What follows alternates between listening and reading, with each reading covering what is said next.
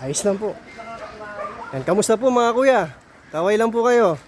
Shoutout po kay Kuya Ruben. Kaway lang po kayo sa video po. Ayan. Good morning. Gaya na di tayo si Idol TikTok eh.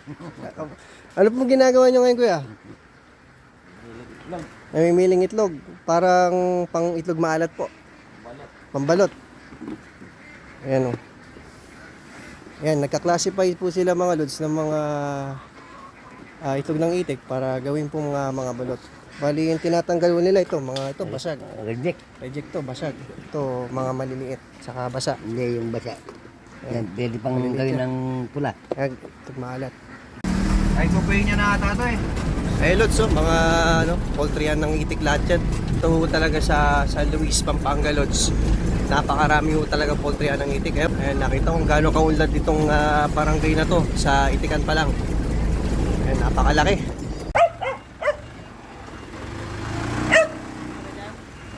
Ayan, napakalaki po ng poultry po ninyo. Oo. Walang, ayun, Kung nakikita mo mga, ayan o. opo po. Ayun yun doon po.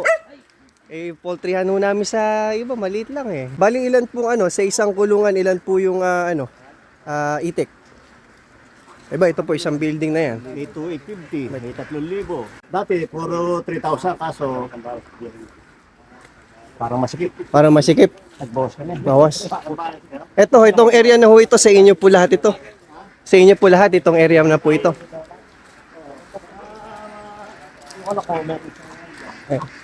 Kulods, papasok tayo dito sa kanilang poultry. Ito, first time kulods sa papasok sa poultry ng itik na hanger type.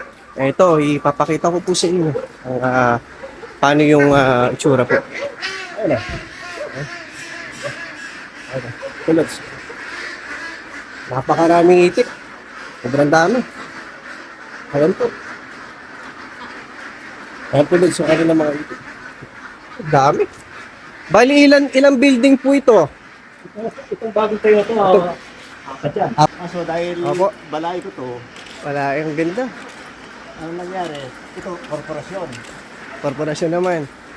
Ito po, bagong tayo lang. Hindi, una yan, tapos may Una. uli. Ayan. Ito, mga, yung nandun sa pinakadulo, yun ang korpo, tsaka to. Ito, Dami. puro bago to. Puro bago. Sana ko rin to. Meron po sa isang ganito ho, ilan ho ang itik niyan? 100. Hindi, 95. 95 yung isang butas. Ano yan, bago kami nakapag-payment dyan, isang buwan na higit. Isang buwan din, may higit. Mga bata yung mga Bata. Bali, estimated nyo po, gano'ng karami yung itik po ninyo dito? nasa bet yan. 20,000? Dami ah. Bali, ilan po ang nag-aalaga po nito? Tao po ninyo? Kami. Kaya lang din po. Ay, Ako. kaya musta po? Ayan. Shoutout po. Ano po pangalan po ninyo? Arnold. Ako yung Arnold. Shoutout po. Si Kuya Anthony. Ayan, ito po yung nakakausap po sa FB. Ayan. Estimated nyo po, mga magkano pong inabot ng ganito? Isang building na ho ito. Itong building lang, nasa kulok lang 2 milyon. Kulang 2 milyon. Ayan, sa mga nagtatanong sa akin, Lods, kung magkano ang Iba kasi oo. Kung magkano ang isang building na to. Ito, nasa 2 milyon. Ilang heads po ito, isang building? Ilang heads po ang isang building? Ilang itik po ito? Ito isang Ito sa akin, ginawa ko lang 2,700. 2,700. Tapos yung kabila, Capacity ito, 3,000. 2,850 to. 2,850. Tapos meron 3,000 yung nandun sa ulo. Okay. So, kapag ka mga ganun, 3,000 heads, estimated na gantong kulungan, nasa 2 milyon. Ganun. Grabe. Iba kasi pagkagawa yun. Okay, kita ko naman talagang napakatindi. Hindi kami na gano'n ng bakit, hindi kami nagpapakyo na, kasi dito, ano naman dito, pag pinakyo nila, labor material. Labor material. Kali, puro ano lang, labor. Oo. Kasi titipiri sa bakal eh. Titipirin nga ako yan. Ayan. Basta pati bayan yan, papalo ng mga 2.4 siguro. 2.4, pati bayan. Pero okay na ito yung ganito na tipid dito sa material, saka matibay na rin ito Eh, iba kasi good lumber, ay ano lang, koko lumber. wala po. Tapos yung bakal, 9 mm. LMM. Eh kami, pinakamalaking bakal nila, 10, kami 12, tsaka 10. Kasi iba kasi sa mga napapanood ko, mga 100 po. Bali 110 kasama lalaki. Oo, ayun. Ganun ang ginagawa ng sistema nila. Siguro ko, gano'n, kaso hindi, ano, parang masikip. Oo. Ito pong 2.8 na to, ilan pong kinakain itong sako kada araw? 8 siyam, mga ganun.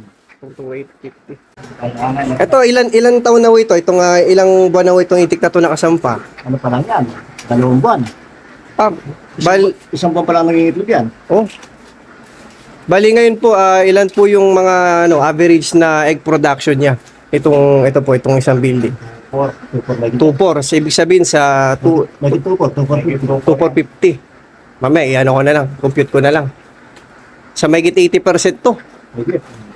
Ang egg production ito, ang ganda. Sama tayo kay Justin at pakita mo sa inyo mga lods kung paano yung magpakain po ng itik. Dito po kapag nakahanger tayo po yung poultry.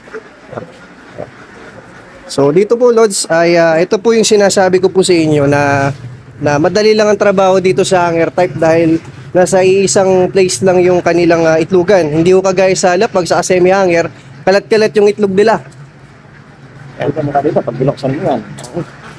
Yan po, bubuksan po. Yan. Yung itlog. Bali, tuwing anong oras nyo po ito binubuksan, sinasara? Sasara kami, mga alas 6. Alas 6 na lang hapon. Naman, alas 5. Alas 5 ng umaga. Ayan. Ayan po, napakarami. 2,850 heads to mga lods. Ito pa lang, itong building na to. Di ko pa alam kung ilan bilang pa yung mga building na yan. Napakarami. Gagala ko po kayo. Ayan. Ito po lods, magpapakain si Kuya Justin ng feeds. Ito po yung gamit nilang feeds lods po. Hi-ho. Ito hi-ho. Parang kamukha ng New Hope Wala kayong mapapansin na itlog dahil nakuha na kanina umaga. Tignan nyo lang lods yung mga ginamit po nilang materyales. Ayan. Ay, napakaganda. Isa't kalahating sako daw po ang nilalagay dito sa kanilang katama. Dito sa kanilang feeder para makakain po itong 95 po na pirasong itik. Kasama na daw yung barako dun, lods. Ayan. Dito mas madali trabaho dito, no. Oh, magaan lang eh.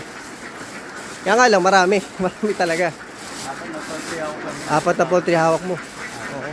Kung tatrabahuin mo ito ng isang bunga at itong 4 na building, ilang oras mo ito tinatrabaho sa isang araw? 2 oras lang itong 4 na building.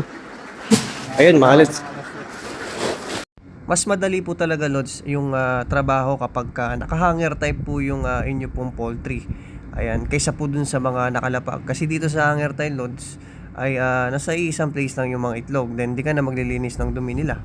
Bali sa isang building, lods, ay meron na ring kasama to na bodega po ng feeds. Ayan po, bodega. Kasama na. Then ito po yung parang bahay na rin, pinakabahay po ng empleyado po nila. Ito, ginagawa pa lang. Ito po kasama.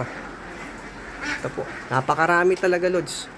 Nasa 20,000 po na itik po ang meron po dito sa pinuntahan ko dito sa barangay San Juan. Isang building pa lang to, lods, itong pinapakita ko po sa inyo. Ito naman yung pangalawang building. Sa isang butas po, sir, ilan po ang sukat nito, itong kada butas? Ano pong sukat niya? 10 by 10 feet. 3 meters by 3 meters. 3 meters by 3 meters ang sukat ng kada butas. May mga nagtatanong po kasi kung maamoy po ba yung yung dumi po ng itik. Depende. Depende sa lugar. Talaga. Ano kaya? Hindi. Yan. Ayun. Puro pa rin. Pero ako, wala na naamoy. Wala na. Ako nga rin wala naman naamoy. Ha? Yung nasa ilalim po nito ay wala hong may mga isda po ba riyan o wala? Matay. Ang mga isda dito, mamamatay sa Ito nga, water lily. 2 buwan pa lang. Wala na. Lahat ng dumi ng mga itik, lods, dyan po bumababa lahat. Yan. So, nandito naman ako ngayon. Wala akong nalalanghap na yung may irritate yung ilong mo. Tolerable yung amoy talaga Lods ng itik. Ito pong PVC, ano pong sukat po nito? Techo. Di 8 sukat. Mga, paano po yung routine po ng ano po ninyo? Paano po kayo nagpapalit ng tubig? Ilang beses po sa isang araw? Dalawa, tatlo. Dalawa, tatlo. Kalimitan, tatlo. Tatlo. O, kita mo, malinis yung tubig. Oh. Kasi pag pinag pa kayo ng suso, linis na naman eh. Nagpapakain po ba kayo ng ano, organic po dito? Puro na lang. Suso. Suso lang po. At mga ting kailan niyo po pinapakain yung mga suso? Araw. So sa isang building na ho ito, ilan ho nauubos na suso? Dito. Ilang timba? Bago dito, 5. Tapos pagkila 5. Bali 10. 10, isang building na ano, suso. Yung suso po, para saan po yun sa mga itik natin? Pampaganda ng itlog. Pampaganda ng itlog, pampakapal ng balat. Saka yung ano, yung pula ng itlog, medyo Maganda. Parang nag-red, orange ba, ganun. Hindi ba putla? Oo, yung maganda. Ting kailan po, araw-araw nyo rin po binavitamins din? hindi. Depende sa panahon na. Okay. Ting kailan po? Kung medyo mahira kumain, ayun, nagbabay ka nun. Vitamins. Saka pag nakita mo di matamlay, So kailangan talaga, sabi niyo po kanina, kailangan malakas kumain para malakas yung itlog. Oo, Pagka tama. may nakakain, maliit na yung itlog. malis na yung itlog. Wala pang itlog. So ganun talaga. Proportional talaga siya. Okay. Yan po ang water pump niyo po dito. Pati sa bigyan, isa. Kada isang building, isang water pump. Ito, wala. Ay isang building po nito, ilan po ang sukat nito? Ilang square meter po kaya? 150 feet. 150 feet po yung pahaba. Baba. Yung lapad niya, Ang lapad niya, ano yan? Bali 30. 30. So 150 by 30 feet po mga lods yung sukat po nung building po nila. Dihamak talaga mga lods na mas maraming may ilalagay sa hanger type kaysa sa mga lapag lang sa semi-hanger. Saka mas makakasave ka sa sa space kapag hanger type yung yung pinagawa mo. Ito po mga lods, magkakaroon daw talaga ng amoy yan sa ilalim kapag ayan, kita nyo halos konti lang yung tubig. Kakaroon ng amoy. Pero ito lods yan. Ito malalim daw ito eh. Itong ilalim niya to malalim. Kaya dito walang amoy. Dito walang amoy. Sa partin to walang amoy. Ayan, Kaya kailangan kung magpapatayo kayo ng poultry na hanger type, kailangan may tubig. Kasi yan ho yung pang minimize po ng amoy po ng itik. Yung tubig. Saka hindi na ho daw nila pinapalitan dahil kapag mula naman at bumaha, tumataas naman yung tubig. Tapos bumaba, kaya no need ng palitan. Ito ay 4 na building, estimated 2 milyon po. Sa mga 8 milyon ang pinuhunan sa kulungan pa lang. Abuti na 10, pati yung bahay. Pati ba? Ito kasi pati bahay. Kanya-kanya bahay. Kaya, saka wala pa yung itik dun. Wala pa yung ipapaluwal mo na feeds. Tapos yung itik nasa rin. Nagit siya. Nag-350. Oo, 350 ang isa, wala pa. Kulungan pa lang yung loads, nasa megit kulang 10 milyon na. Ano po, pagka binaha po sila, binaha po dito, paano yung transportasyon po ng itlog? Bangka. Ayun yung bangka. Oh. Bangka. So, Yung naano lang. dadali nyo po sa lugar na wala pong baha, gamit po yung bangka. Lalagyan namin sa mataas. Then doon na lang ho kayo mag-meet up nung pipick up ng itlog. Gaano kataas ang tubig po dito pagka bumaha? Ay, malalim.